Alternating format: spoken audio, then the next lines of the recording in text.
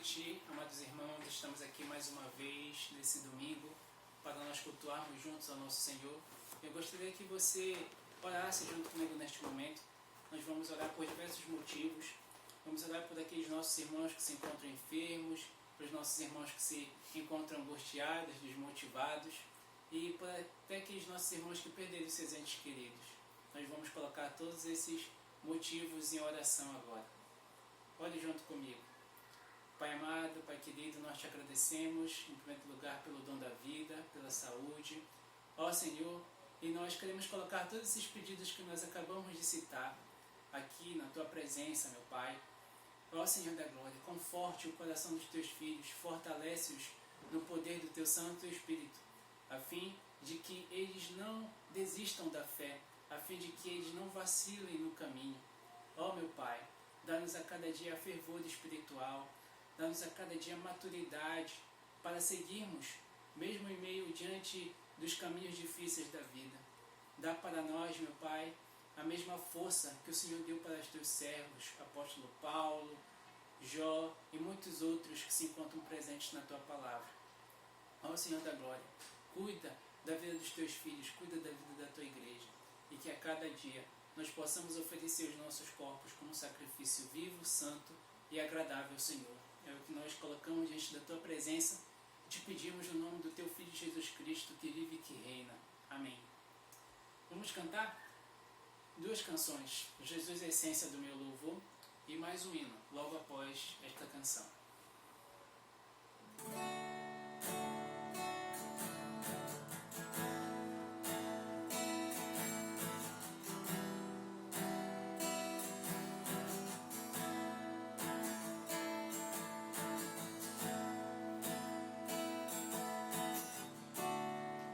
Quando o som se elevar, tudo se desfaz.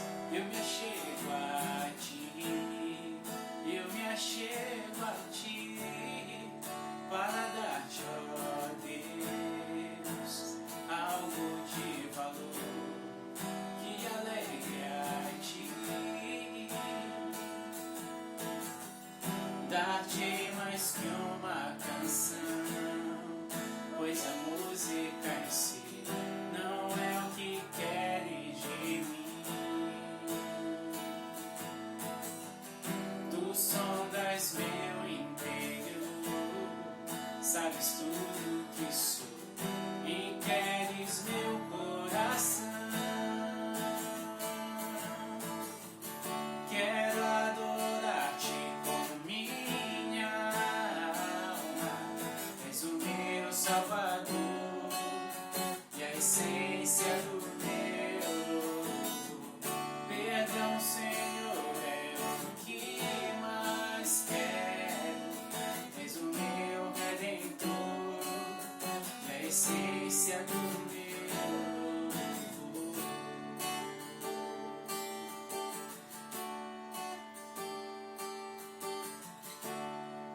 Não sei explicar teu grandioso amor, tu mereces mais.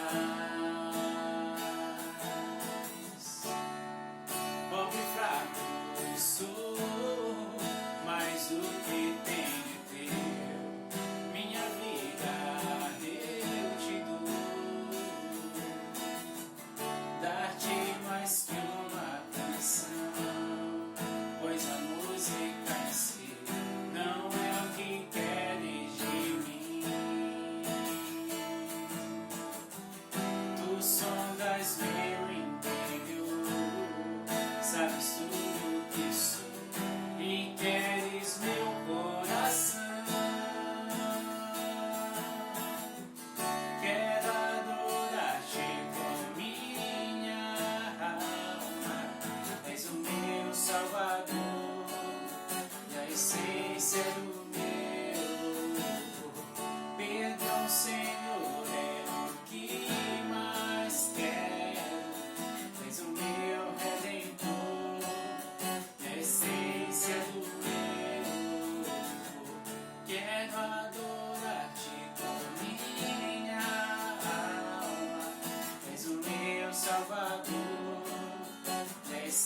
essência do meu louvor. Perdão, Senhor, é o que mais quero. És o meu Redentor, a essência do meu louvor.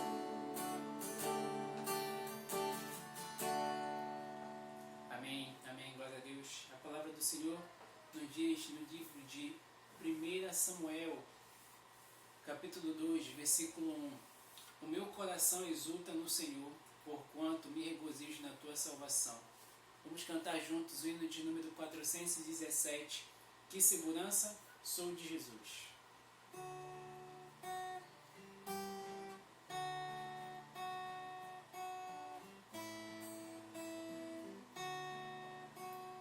Que segurança sou de Jesus,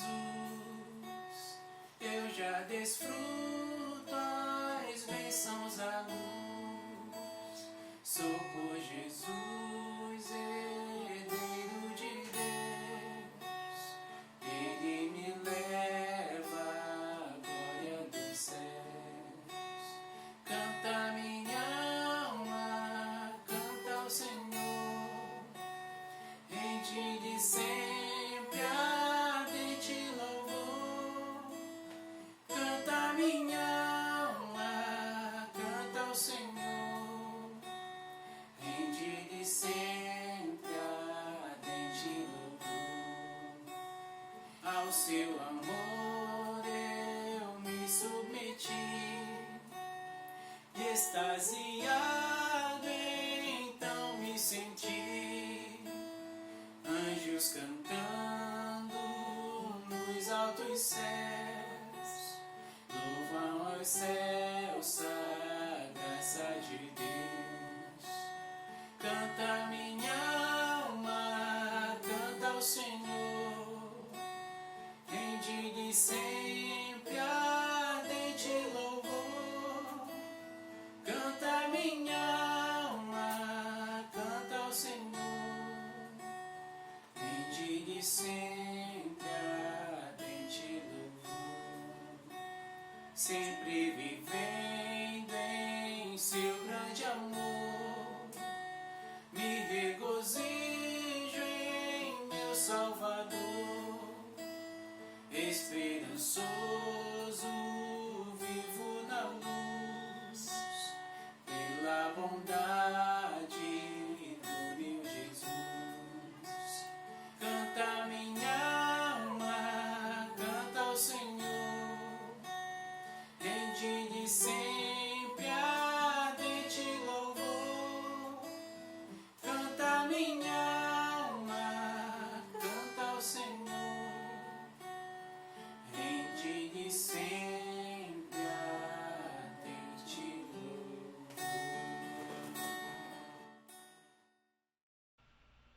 Olá, boa noite. É um prazer estar aqui mais uma vez com vocês para que juntos nós possamos meditar na palavra do Senhor. O texto de hoje será Colossenses, capítulo 3, do versículo 1 ao versículo 17. Como o tempo é curto, nós iremos meditar em duas partes. Na primeira parte, nós iremos até o versículo 10 e na segunda, no próximo domingo, nós estaremos terminando essa perícope. Vamos à leitura do texto. Portanto, já que vocês ressuscitaram com Cristo, procurem as coisas que do alto são, onde Cristo está assentado à direita de Deus. Mantenham o pensamento nas coisas do alto e não nas coisas terrenas, pois vocês morreram e agora a sua vida está escondida com Cristo em Deus. Quando Cristo, que é a sua vida, for manifestado, então vocês também serão manifestados com Ele em glória. Assim façam morrer tudo o que pertence à natureza terrena de vocês: imoralidade sexual, impureza, paixão, desejos maus e ganância, que é idolatria. É por causa dessas coisas que vem a ira de Deus sobre os que vivem na desobediência, as quais vocês praticaram no passado quando costumavam viver nelas. Mas agora abandonem todas estas coisas: ira, indignação, maldade, maledicência e linguagem indecente no falar. não mintam uns aos outros, visto que vocês já se despiram do velho homem com suas práticas e se revestiram do novo, o qual está sendo renovado em conhecimento à imagem do seu Criador. Vamos orar ao Senhor, pedindo a Ele que nos ilumine com a sua palavra, que nós acabamos de ler neste momento. Senhor, nosso Deus e Pai, nós glorificamos e exaltamos o Teu santo nome por Tua bondade que é manifestada todos os dias em nossas vidas. Nós queremos neste momento te pedir que a Tua bondade, graça e misericórdia se manifestem em nossas vidas, no sentido de entendermos a Tua palavra, sermos edificados por ela, e aqueles que porventura ainda não se renderam a Ti, que eles sejam salvos. É o que nós te pedimos, em nome de Jesus nós te agradecemos. Amém. Conforme nós temos feito aqui, sempre que a gente faz uma leitura de um texto que está em uma carta nova ou em um livro novo, sempre procuramos meditar sobre o contexto.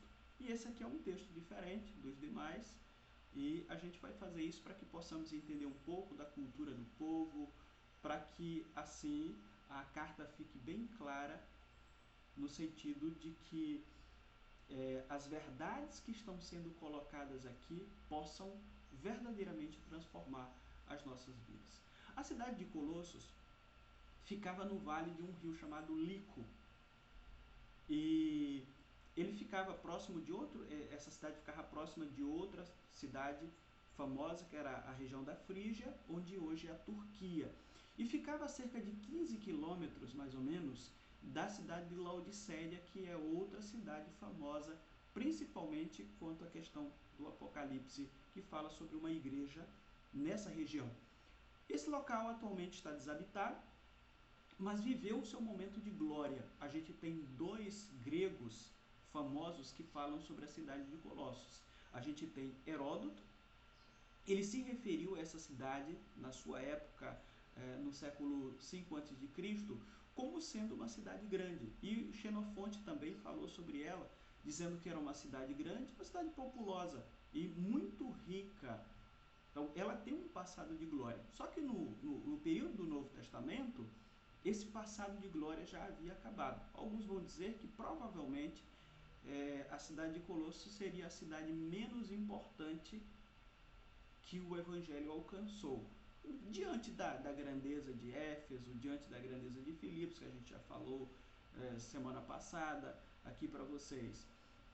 Porém, o seu passado é glorioso, ela tinha uma importante indústria têxtil, e isso, de alguma forma, fez com que pessoas ao redor daquelas proximidades passassem a habitar naquela cidade. Por exemplo, os habitantes dela dizem que eram frígios, gregos também faziam parte do contexto daquela cidade, e os judeus que chegaram a partir do século II a.C. Por conta disso, se tem uma cidade com vários povos, e isso, de alguma forma, faz com que houvesse um sincretismo religioso. Então, existem ali várias crenças que são colocadas em práticas por parte dos moradores daquela cidade. A igreja de Colossos foi fundada provavelmente nos idos da terceira viagem missionária do apóstolo Paulo. A gente tem alguns registros, por exemplo, Atos capítulo 18, a partir do versículo 23, a gente tem informações sobre essa viagem de Paulo, e pode ser nesse contexto em que essa igreja foi fundada. O livro de Atos, por exemplo, narra que o apóstolo se fixou por um período longo de basicamente 2 anos e 3 meses na cidade de Éfeso. E a partir dali, segundo Atos capítulo 19 e o próprio Atos capítulo 20, temos a expansão do cristianismo para aquelas regiões, que é a região da província da Ásia. E é provável que essa cidade tenha sido alcançada nessa época. A cidade de Colossos ficava basicamente a uns 160 quilômetros da cidade de Éfeso.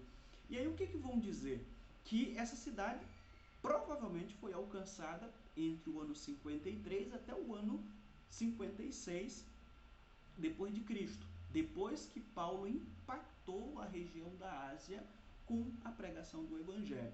A gente tem outro destaque a se fazer sobre o contexto, é que o Filemon era membro dessa igreja, que Paulo escreve uma carta pessoal. A gente tem a figura de Filemon e também o seu escravo Onésimo, que é tratado na carta que Paulo escreve a Filemon. Porém, a figura de maior importância desta igreja não é Filemon, não é Onésimo, é Epáfras, que provavelmente foi o fundador daquela igreja. Se tratava de um cidadão, de um cristão piedoso que se destacou no meio daquela igreja por ter um amor profundo por aqueles crentes. A gente vai perceber isso no capítulo 4, do versículo 12 ao versículo 13.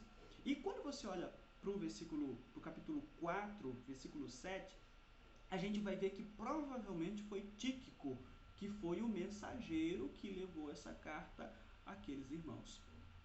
Paulo escreveu esta carta para refutar falsos ensinos. Esse é o objetivo. Nós temos uma cidade que tem um forte sincretismo religioso, o cristianismo chega ali e, infelizmente, alguns indivíduos começaram a perturbar a fé daqueles irmãos e tentaram promover uma devoção diferente daquilo que a Bíblia havia pregado por meio dos ensinos de Paulo, que foram manifestados pelo crente Epáfras. E aí Paulo vai refutar esses falsos ensinos e também vai promover uma devoção exclusiva a Cristo como aquele que é perfeito e suficiente cabeça da igreja. A verdade fundamental desta carta é essa. E a verdade fundamental desse texto que nós acabamos de ler, da perícope como um todo, do versículo 1 ao versículo 17, é a seguinte: a vida com Cristo, Paulo diz, possui obrigações práticas de convívio com Ele e entre aqueles que lhe servem. Você vai perceber isso nesse texto. Paulo deixa muito claro, ele começa falando sobre o compromisso que aquelas pessoas têm com Cristo, através do encontro que elas tiveram com a sua pessoa.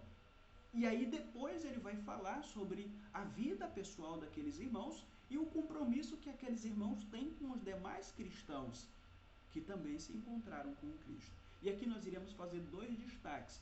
Do versículo 1 ao versículo 4, nós percebemos que Paulo vai dizer àqueles irmãos o seguinte: o encontro com Cristo exige pensamentos diferentes. Então, o encontro que aqueles irmãos tiveram com Cristo precisava mudar a forma que eles tinham de pensar sobre o mundo. E com isso, nós temos a segunda parte, a mudança de comportamento, que começa através da mudança de pensamento. É interessante que desde que nós começamos a pregar sobre as cartas de Paulo, e principalmente no que se refere ao comportamento dos cristãos, Paulo não vai dizer, olha, façam aquilo, ou não roubem, não matem, não adulterem. Paulo não começa a partir desse pensamento. Ele começa a partir do encontro que essas pessoas tiveram com Cristo. Ele apela para isso. E a impressão que eu tenho é que Paulo vai falar ou partir desse princípio, porque é inútil você apelar para alguém ter um comportamento diferente se essa pessoa não teve um encontro com Cristo. É um discurso inútil. E aí ele vai partir desse princípio. Se vocês se encontraram com Cristo, então façam isso. Nós temos isso aqui sendo colocado nesta carta também. Isso foi colocado para os irmãos de Éfeso e também agora foi colocado também para os irmãos que estavam em Filipos. Ele inicia dizendo o seguinte: portanto, já que vocês ressuscitaram com Cristo, o que nos faz lembrar que a base de qualquer pregador da palavra, ao pregar para crentes, é essa, a conversão de seus ouvintes, ou apelar para a conversão que aconteceu no passado na vida desses ouvintes. Sem conversão, não tem como haver uma correção de vida quando nós estamos pregando para um público cristão. Nós estamos falando sobre um público cristão. Essa é a ideia aqui. Nós entendemos que a pregação do Evangelho transforma pecadores. Mas quando Paulo vai escrever para crente, ele apela para a conversão. Ele entende perfeitamente que se não houve conversão, não pode haver mudança. É somente a partir do encontro com Cristo que apelamos que vocês procurem as coisas do alto. É o que ele coloca aqui. Aqueles irmãos precisam pensar diferente. Porque o pensamento diferente motiva os nossos corações a termos novas atitudes. Vamos pensar teologicamente sobre esse texto? O que Paulo pensa aqui? No batismo, há um simbolismo de morte quando o crente entrava ou entra na água. Quando a água cobria os cristãos, eles estavam pensando ou estava sendo ensinado o seguinte: houve uma morte. E quando ao sair daquela água, o ressurgir, o levantar das profundezas, há uma ressurreição. Há um simbolismo, há um apontamento para a morte e ressurreição de Cristo. O batismo simbolizava morte para o mundo e ressurreição para Deus, conforme nós continuamos pregando isso até hoje. Por isso é que o batismo era realizado no início da fé cristã. Era o ritual de iniciação do cristão. E isso era fundamental. É a isso que Paulo apela quando ele vai escrever a esses irmãos. Essa alusão que ele faz ao iniciar este capítulo. Em outras palavras, o que ele está dizendo é o seguinte: já que vocês foram convertidos a Cristo e fazem parte da sua igreja, ocupem as suas mentes com pensamentos espirituais. E essas coisas espirituais, ele diz, envolvem Cristo em sua glória, em contraste com as coisas deste mundo que são efêmeras. Não tem como você dizer, eu tive um encontro com Cristo e continuar pensando da mesma forma que você pensava no passado. Essa colocação que é feita aqui. E tem uma frase de Spurgeon, que eu fiquei lembrando quando eu vi esse texto aqui, que resume muito bem aquilo que Paulo está ensinando. Spurgeon dizia assim: quanto mais existe do céu em nossas vidas, menos da terra cobiçaremos. Se nós pensamos muito ou demasiadamente sobre o céu, a terra não tem poder sobre nós. Mas ao que parece, aqueles irmãos estavam pensando continuamente nas coisas terrenas. E Paulo vai lembrá-los, já que houve uma morte, já que houve uma ressurreição, vocês precisam pensar diferente. Quem morreu para este mundo e ressuscitou com Cristo, agora é um novo cidadão. Tem que pensar diferente. E aí a gente vai para o versículo 2, onde Paulo é mais claro quanto ao seu ensino. Ele diz assim: mantenham o pensamento nas coisas do alto e não nas coisas terrenas. O tempo verbal desta declaração, assim como da outra no versículo 1, diz que essa deve ser uma atitude contínua, que deve tomar conta o tempo todo de nossos pensamentos. Significa dizer que o céu deve tomar conta de mim. O céu deve tomar conta de tal forma de nossas vidas para que não haja mais espaço com as coisas terrenas. Mas por que que é tão imperativo que isso aconteça conosco?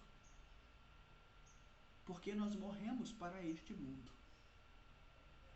Essa é a ideia que perpassa neste texto. Quando nós fomos convertidos a Cristo, nós morremos para esse mundo. E agora a nossa vida mudou de Não somos mais nós os donos dela. Satanás também não é mais o dono de nossas vidas. Agora, a nossa vida está escondida com Cristo, conforme o versículo 3 afirma aqui. Antes de encerrar esta primeira parte de imperativos, Paulo faz uma declaração muito interessante, que na verdade eu diria que é uma declaração explicativa. Ele diz assim no versículo 4: quando Cristo, que é a sua vida, for manifestado, então vocês também serão manifestados com ele em glória. O que nos remete a Efésios capítulo 2, versículo 1, que diz assim: vocês estavam mortos em suas transgressões e pecados. Significa dizer o seguinte, que sem Cristo nós não tínhamos vida. Depois de ressuscitados por Cristo, nós só permanecemos vivos enquanto as nossas vidas estiverem escondidas nele, conforme o versículo 3. Por isso, Cristo é a nossa vida, conforme é destacado aqui no texto. Sem ele, pensemos, sem ele, você é apenas um defunto apodrecido. Mas se você pratica alguma religião, se você for religioso, mas sem Cristo, você é apenas um defunto bem vestido, cheiroso, mas está em um caixão, porque continua morto. Vida nós só podemos encontrar em Cristo. O último fato que eu quero considerar sobre o texto é a frase final do versículo 4, que diz assim: então vocês também serão manifestados com ele em glória. Paulo conclui dizendo que os indivíduos que vivem neste mundo, pensando no céu, com um hábito constante, farão parte dele quando Cristo se manifestar. Em seguida, do versículo 5 ao versículo 10, nós faremos outro destaque. O encontro com Cristo exige atitudes santas. Essa é a ideia que Paulo coloca diante daqueles irmãos e, consequentemente, diante de nós. É perfeitamente natural, pela lógica paulina, que se você morreu e ressuscitou com Cristo, a sua atitude carnal, a sua vida anteriormente vivida no pecado, precisa ser mortificada. Por esse motivo, ele ordena o seguinte: façam morrer tudo o que pertence à natureza terrena de vocês, conforme o versículo 5. Se para sermos salvos da condenação eterna, a justiça de Deus exigiu o resgate de nossas vidas, que foi a morte do seu Filho, o encontro que nós tivemos com Cristo reivindica a nossa morte. A mortificação de nossa natureza pecaminosa. Em outras palavras, a cruz exige que você morra. Conforme os preceitos rabínicos, que provavelmente Paulo está lembrando aqui, os maus impulsos eram descritos como o rei de 248 membros, indicando que os impulsos da carne tinham um poder tremendo de mandar, de tomar conta da vida das pessoas. O próprio Jesus, quando fala sobre os impulsos da carne, diferentemente do que pensam atualmente acerca dele, os pregadores paz e amor, os cristãos que não o conhecem verdadeiramente por meio de sua palavra, Jesus Cristo vai fazer um discurso muitíssimo confrontador de nossas atitudes pecaminosas. Em Mateus capítulo 5, do versículo 29 ao versículo 30, Jesus faz um discurso que exige a imputação de tudo aquilo que nos faz pecar. Ele diz assim: se o teu olho direito o fizer pecar, arranque-o e lance-o fora. É melhor perder uma parte do seu corpo do que ser todo ele lançado no inferno. E se a sua mão direita o fizer pecar, corte-a e lance-a fora. É melhor perder uma parte do seu corpo do que ir todo ele para o inferno. Para entendermos melhor estas ordens, eu quero falar um pouco para vocês sobre a moralidade dos romanos e dos gregos, para nós entendermos qual era o contexto destas pessoas. Demóstenes, que era um famoso político e orador grego, fez a seguinte afirmação: temos cortesãs por motivos de prazer, dispomos de concubinas por motivo de coabitação diária, temos esposas com o propósito de possuir filhos legítimos e uma guardiã fiel para todos os nossos assuntos domésticos. O que nós podemos concluir é que na Grécia não havia nenhuma possibilidade de fidelidade conjugal. Aqueles irmãos viviam conforme esses preceitos. É essa a alusão que Paulo faz quando ele descreve tudo aquilo que precisava mudar. Entre os romanos, a situação não era muito diferente. Sêneca afirma que as mulheres se casavam para divorciar-se e se divorciavam para casar-se. Nós, inclusive, já até citamos isso que Sêneca coloca em outro momento, quando nós estávamos meditando sobre relacionamento entre homem e mulher, sobre a posição de cada um diante de Deus. Nós citamos, por exemplo, a Marcos Valério Marcial, que era um poeta romano que descreve sobre uma mulher que teve 10 maridos.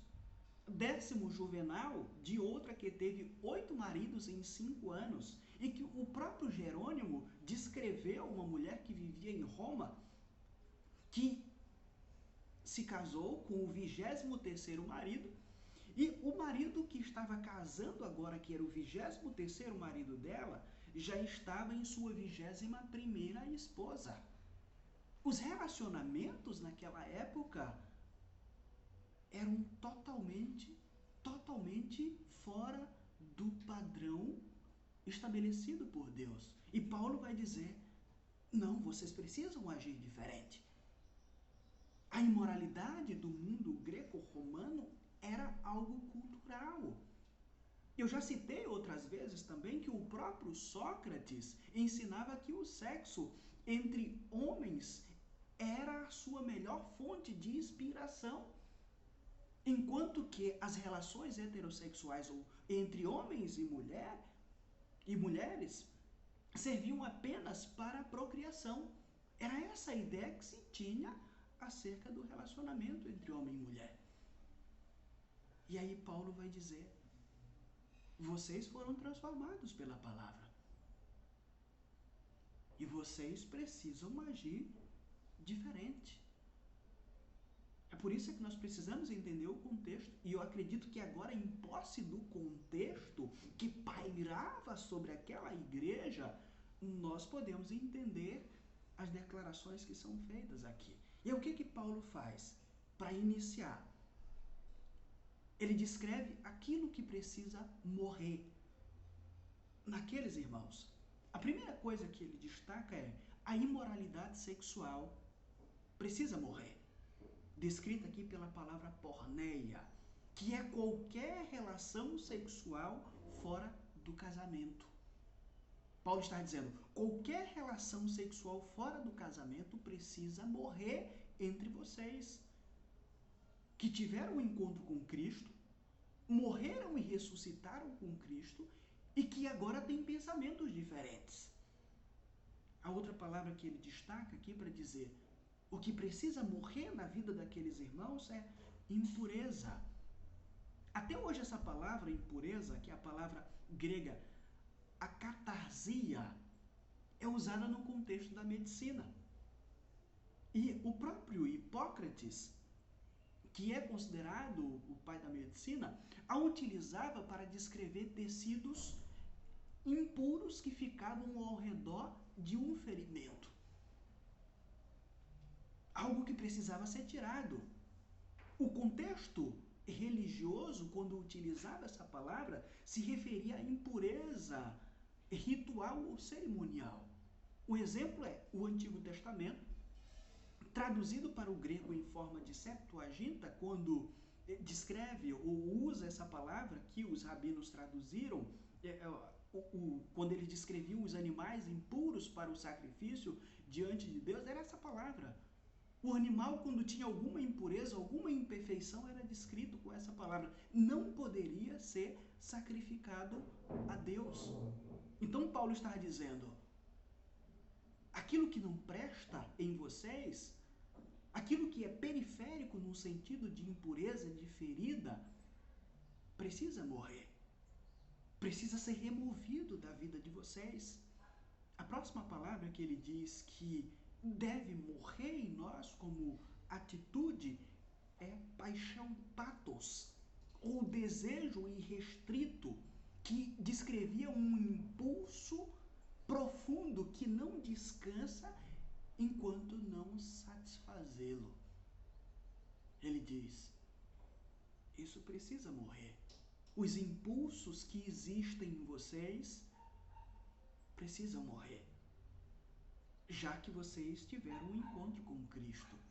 Em seguida, ele diz que a eptimia, ou desejos maus, concupiscência, muitas Bíblias traduz como concupiscência, ou a própria concupiscência da carne, que são desejos maus, ele diz, isso precisa morrer. Essa palavra descrevia todos os desejos maus que existem no ser humano.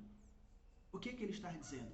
O encontro que vocês tiveram com Cristo precisa mortificar todos os desejos maus que existem em vocês. Em seguida, ele descreve outra coisa. E aí ele coloca a palavra pleonoxia, que é o desejo de ter mais. E vamos conceituar essa palavra dizendo o seguinte, que pleonoxia significa desejo insaciável de ter posse do que por direito pertence a outros. Que está traduzido em sua Bíblia provavelmente como ganância. Paulo relaciona isso com idolatria, porque automaticamente a ganância é um desejo exacerbado que substitui Deus. Paulo nos lembra que a ira de Deus virá sobre aqueles que praticarem essas coisas. A ira de Deus está preparada para vir sobre a vida de indivíduos que vivem dessa forma. Por isso, a igreja precisa fugir desse tipo de atitude, que eram atitudes anteriores daqueles crentes. Ele lembra isso.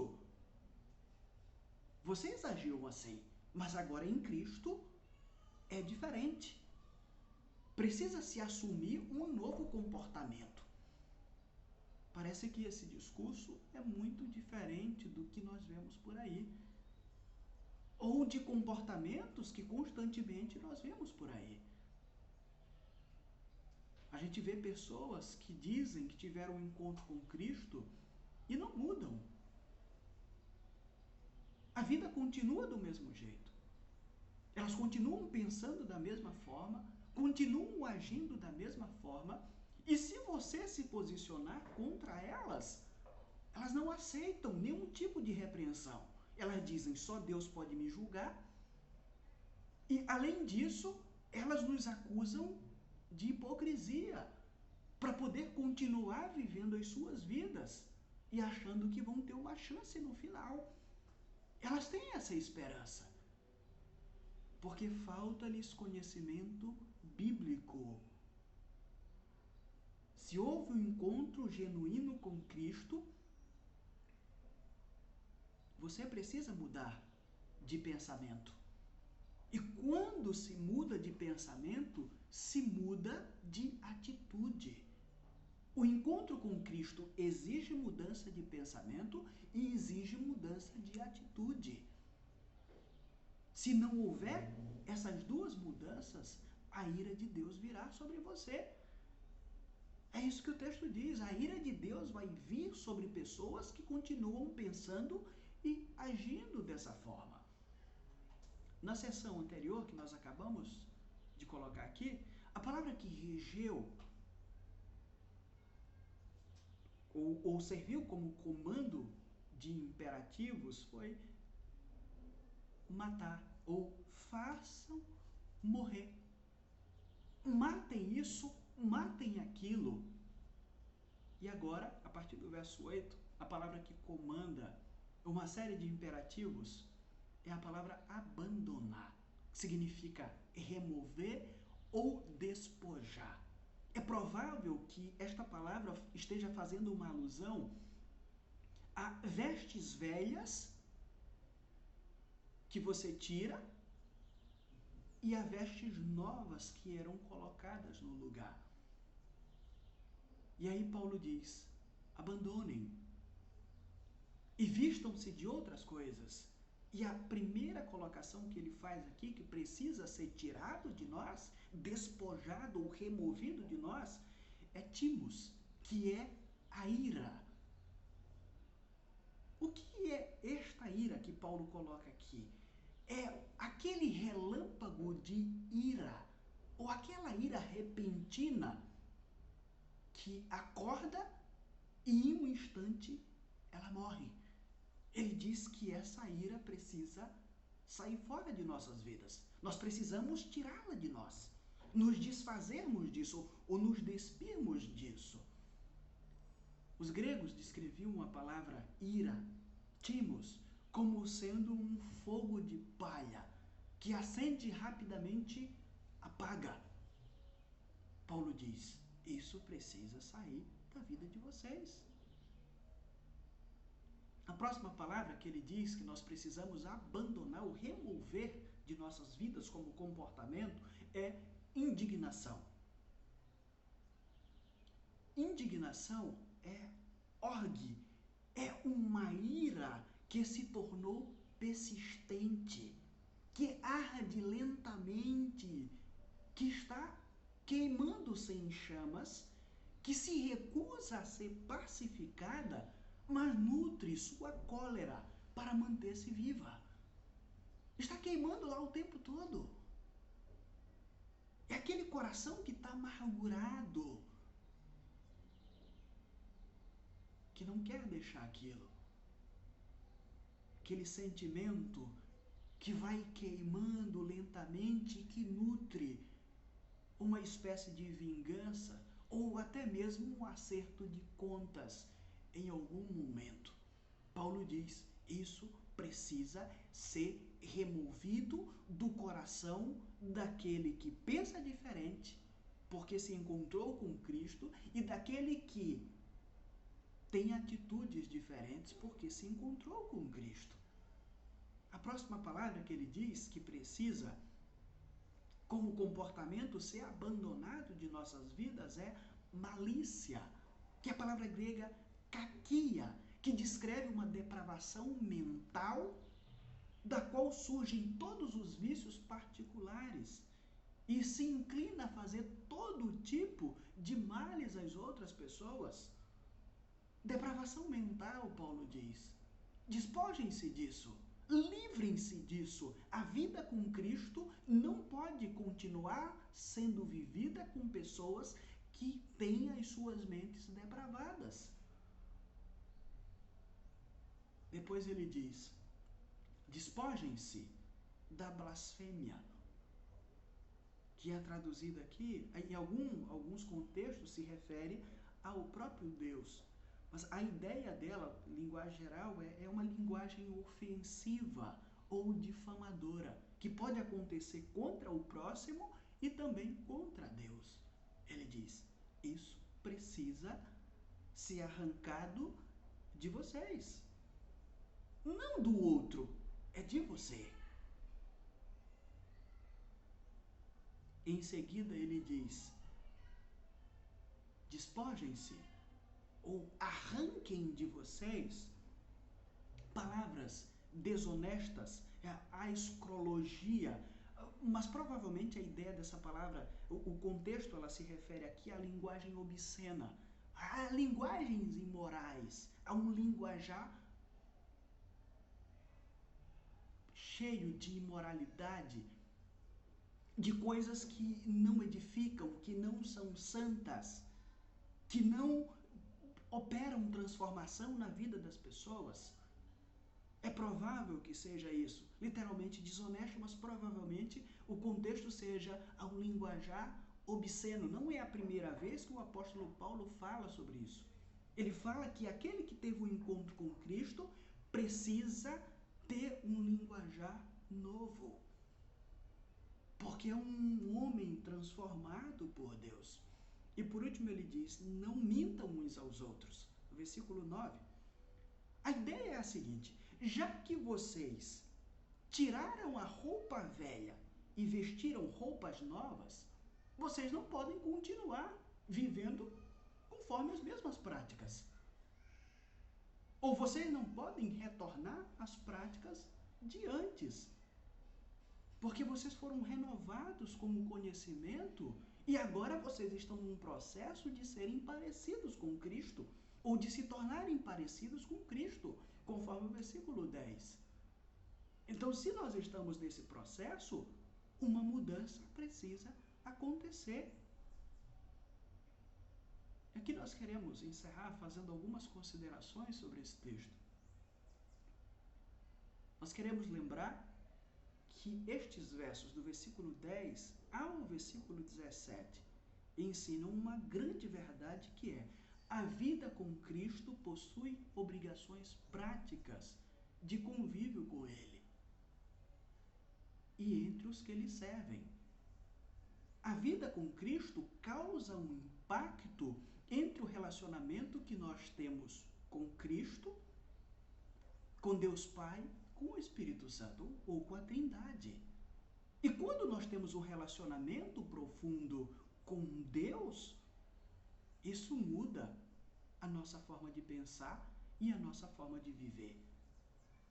E quando nós somos mudados na nossa forma de viver, nós iremos ter relacionamentos saudáveis. Que é o que Paulo vai descrever do versículo 11 ao versículo 17. Ele vai dizer como aqueles cristãos deveriam agir em seus relacionamentos. Se houve uma mudança genuína, os relacionamentos serão diferentes.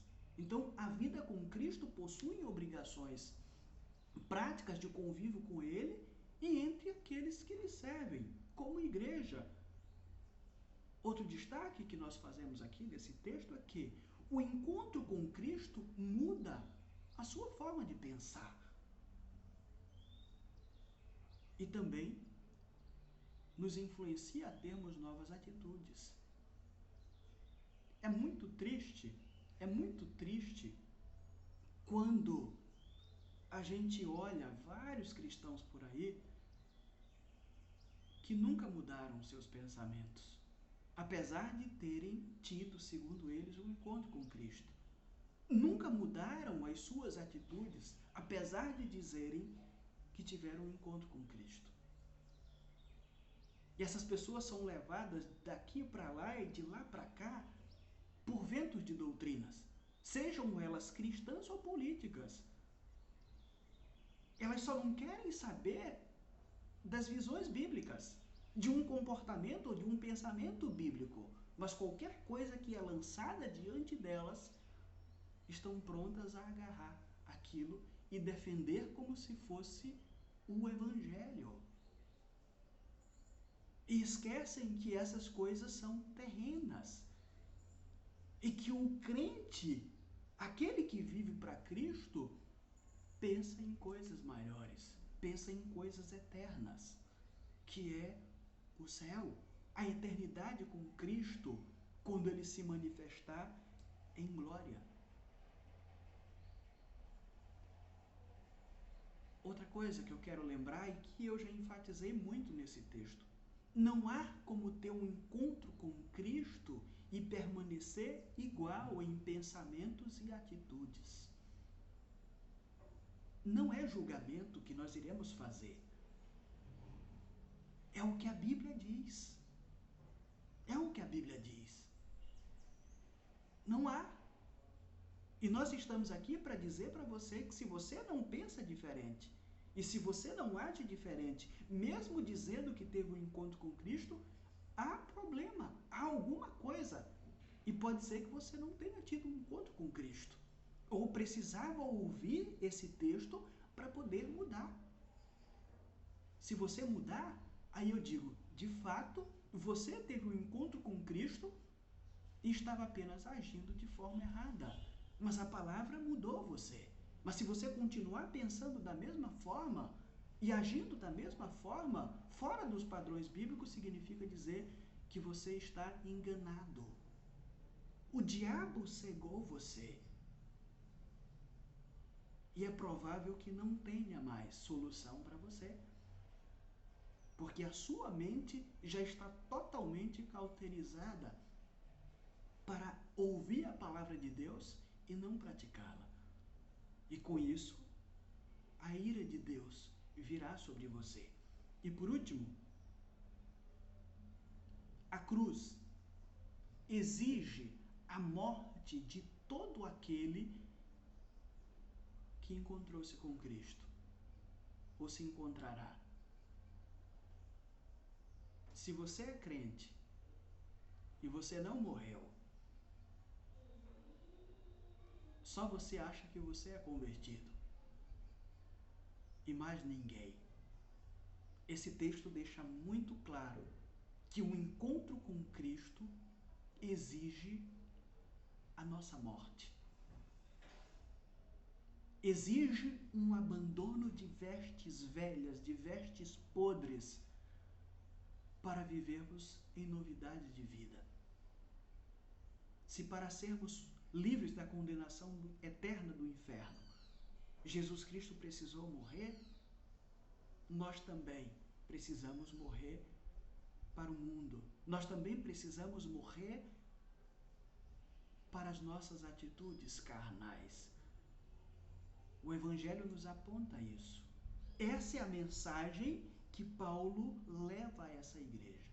E se você que ainda não teve um encontro com Cristo, que está nos acompanhando nesta noite, quiser ter um encontro com Cristo, este é o caminho. O Evangelho exige que você pense diferente. O Evangelho exige que você haja diferente. O Evangelho, em suma, exige que você morra. Que as suas atitudes pecaminosas sejam mortificadas. E só assim você poderá viver para Deus. Esse é o desafio do Evangelho. Você pode estar pensando, eu vou tentar mortificar a minha carne para que eu possa agarrar isso, porque eu não quero continuar vivendo debaixo da ira de Deus. Você não consegue fazer isso por sua própria vontade, por sua própria natureza. Mas o Espírito Santo de Deus pode. Por isso eu quero, neste momento, pedir ao Senhor que o seu Espírito esteja entrando em sua vida para poder transformá-la. Nesse momento eu peço que você se renda a Deus, se coloque diante dele e peça para que o Espírito Santo de Deus passe a habitar em sua vida e transforme os seus pensamentos e as suas atitudes, matando, mortificando aquilo que não presta em você, para que Deus possa ser a sua vida na pessoa do seu Santo Filho, nosso Senhor Jesus Cristo. Baixe sua cabeça e vamos orar ao Senhor. Senhor nosso Deus e Pai, nós glorificamos e exaltamos o Teu santo nome por Tua palavra que está diante de nós neste momento. Nós te pedimos que ela edifique os salvos que foram confrontados. Nós te pedimos também que ela transforme aqueles que porventura ainda não foram transformados e que têm nos acompanhado. Principalmente os que estão agora nos acompanhando neste momento. que a tua palavra os confronte e transforme as suas vidas. Mas, Senhor, se aqueles que estão ouvindo a tua palavra agora, que acabaram de ouvir, não derem crédito para ela, nós te pedimos que essa mesma palavra os condene, porque nós temos dito e iremos continuar dizendo, a tua palavra nunca voltará vazia. Ela sempre cumprirá o seu propósito. Ela sempre edificará os santos, salvará os perdidos e condenará aqueles que ouvirem e não derem crédito. É o que nós te pedimos, em nome de Jesus nós te agradecemos. Amém. Nós agradecemos a companhia de todos, pedimos que as bênçãos do Senhor a cada dia sejam derramadas sobre as suas vidas. Que Ele dê uma semana abençoada a todos nós. Nesse momento nós estaremos passando a palavra ao Ministério de Música, que estará cantando ao Senhor, para que assim nós possamos encerrar este culto coletivo neste novo formato. Que o Senhor os abençoe. Amém. Glória a Deus. Depois dessa mensagem vinda aos nossos corações, que possamos colocar ela em prática nas nossas vidas. Nós vamos terminar aqui a nossa celebração cantando mais um cântico. Creio que tu és a cura. Me escutas quando clamo e acalma o meu pensar. Me levas pelo fogo, curando todo o meu ser. Por isso nós devemos depositar a nossa confiança em Deus. Vamos cantar juntos essa canção?